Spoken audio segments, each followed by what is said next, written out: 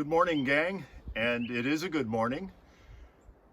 Apollo, the son of Zeus, is driving his golden chariot pulled by fiery horses across the sky.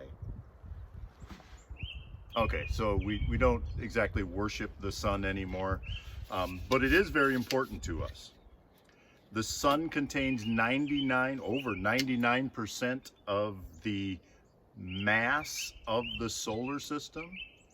It's that mass that provides the gravitational force that holds all of the planets in place, comets, the asteroids. All of that is held in place by the mass and the related gravity of the sun. It's what keeps us in line. Comet Thatcher will go out screaming away from the sun for 200 years, but eventually the sun's gravity will pull it back for 200 years. And Comet Thatcher was responsible for the Lyrid meteor shower, which it was okay. After everybody went home, I stayed out for a little bit and saw a few. It wasn't spectacular, but it was worth watching anyway. Back to the sun. Not only is the sun's gravity important to us, but the electromagnetic waves that come out from the sun make the wind blow, the grass grow, the water flow. That energy drives the water cycle. That energy drives weather and wind and air patterns and air movement around the planet. The energy from the sun is what plants use to combine carbon dioxide and water through the process of photosynthesis to make the sugars and the food that we eat. You know, it's the basis for the food chain, the producers. So the sun is really important to us. We no longer think it's pulled by a chariot across the sky, but we don't fully understand it either. Our scientists' best hypothesis is that it formed about 4.6 billion years ago from a huge cloud of gas and dust, maybe 10 times the size of the solar system. Anything that has mass has gravity, and even those dust particles have a gravitational attraction to each other that pulls them together towards this center of gravity. And as more particles piled up in the center, it formed kind of a clump, and that made stronger gravity, because gravity depends on distance too, and that pulled in more particles, and the pressure of them squeezing together created heat. And at first it started to glow. At this stage it's called a protostar. It's not really a star yet, but our sun has a bright future.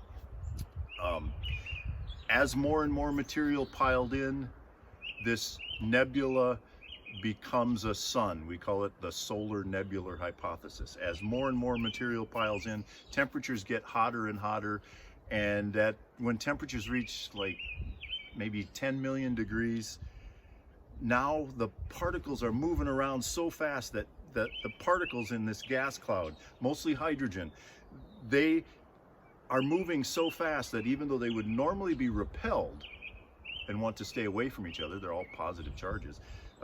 A single proton is a hydrogen atom. Those positive charges are moving so fast they can't avoid each other. They hit, and the nuclei reorganizes into a helium atom. Hydrogen is fused into helium. That is a thermonuclear fusion reaction. It releases tons of energy, and that energy fires off more hydrogen into helium, and a nuclear bomb began 4.6 billion years ago and is still going on today. Inside the sun, hydrogen is being fused into helium, and it's constantly trying to blow itself apart. The radiation pressure pushing out is balanced by the force of gravity trying to crush it. And that's what our sun has been doing for about 4.5 billion years. It will continue to do so until it runs out of hydrogen, and then it'll try to do some other stuff, and we'll talk about the death of a star later. But our sun is kind of in the middle of its life. It's chugging along. We call it a main sequence star. Its output is pretty constant, although there is some strange solar cycles, and I'll mention that in a minute. but it's pretty constant day in, day out. Now, the Earth, because of cloud cover, we don't always get the same amount in a specific location, but the Earth as a whole gets about the same amount of energy from the sun every day. And I should point out, the sun is sending energy not just to us, but it's sending it out in all directions. An incredible amount of energy produced through that nuclear fusion reaction. So normally I'm asking you to go out and observe these things I talk about. With the sun, that's a little sketchy. Now, the sun puts out so intense of an energy, the electromagnetic waves can cause damage to your eyes very quickly. Think about like a magnifying glass and how you can start a fire with it. The lens in your eye, it won't start your eye on fire, but it can do serious damage to your eyes quickly. Now, some people try to look at it with welding goggles. That may be okay, it may not. It depends on the welding goggles. Goggles, like the kind that you might use for gas welding, oxyacetylene welding, that are just like that, those are not safe to look at the sun. They don't block enough of the sun's energy. The full hood things that you might use for arc welding are probably okay, but I still don't want to recommend it, because there's different shades of filter or different ratings on the filter in those lenses, and some are safe and some aren't. So I don't recommend that. I have a filter for my telescope. Now this looks kind of cheesy, but the cardboard is cheesy, but the filter itself is pretty high tech.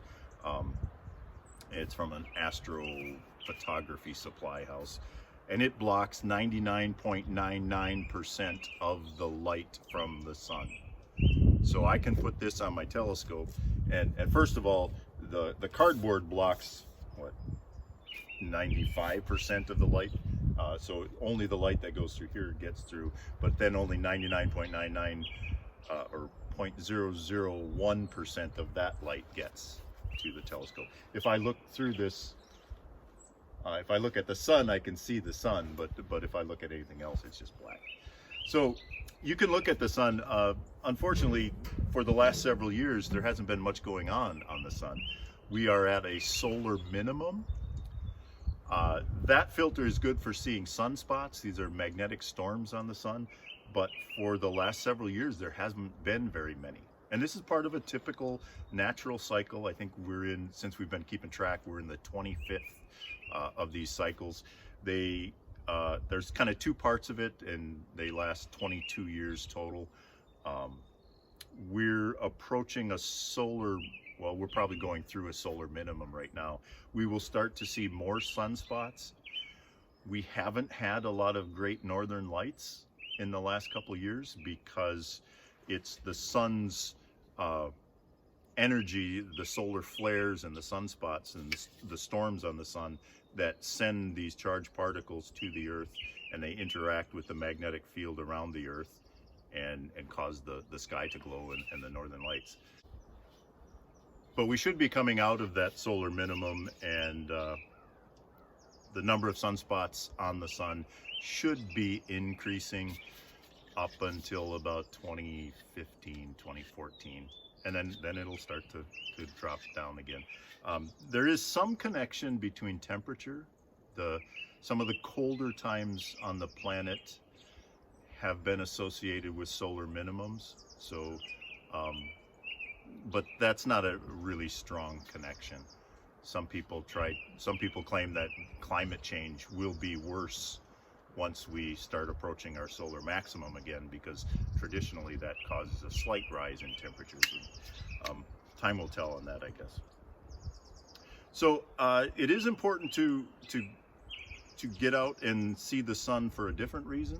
The sun, ultraviolet B rays from the sun actually allow skin cells to make vitamin D, and vitamin D is good for your immune system. So I would encourage you to maybe not get out and observe the sun. Don't look at it necessarily, don't focus on it at least, but get out and soak up some sun. It's good for you health-wise. I know you're locked in your house, but get out and get some sun on your skin anyway. And You don't have to overdo it. Maybe 15 minutes a day is enough sun for your body to produce enough vitamin D. So get out, soak up some sun.